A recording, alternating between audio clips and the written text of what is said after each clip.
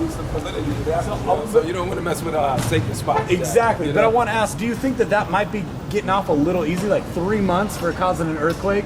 Well, listen, you guys always catch me and ask me the oddest questions, but I think it's an issue when you start desecrating. If you know it's a sacred spot, I think you may want to leave that alone. You know? Absolutely. So, that's my opinion.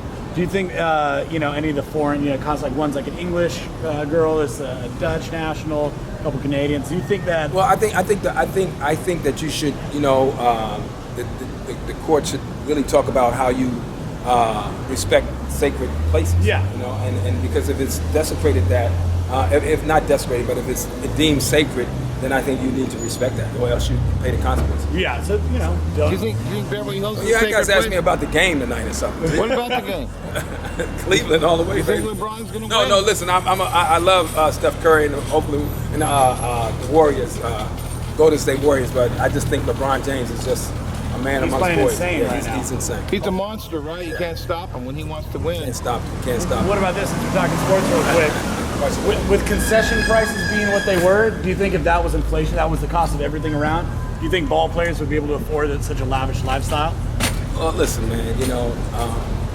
The journey to the league is very long. Absolutely. I have a son who plays basketball. He's in high school, and most of those guys start when they're playing pee wee ball. Yeah. Then they do, middle school and then high school and then maybe 2 or 3 years of college and then on to the league. So it's a tough sport. Yeah, it's hard work. It's hard work. So I would never say that they shouldn't get what they get. What's your favorite sport to play yourself? Football. I want to be a football player. Really? And I just I'm not great in basketball, but I grew up playing football and baseball. Great. Then how did you morph into your career? By God's will, I Yeah. kind of was playing. I tried to play basketball and I didn't get there, and I ended up seeing a play and got kind of fascinated by it and ended up, auditioning and getting it. And Oh, that's actually, so one of my cool. teachers put me in the play. I told him put me in the play, and I told him I didn't want to sing, and he put me in, and then that led to a workshop program that I went to, and that's I went to the workshop program to go with somebody else, and they asked me to come and audition, and kind of like God's work. Fantastic. So You have that's anything to say to your fans? my fans, listen, I want to thank all my fans all over the country, no matter where you are. Thank you so much for making me a household name.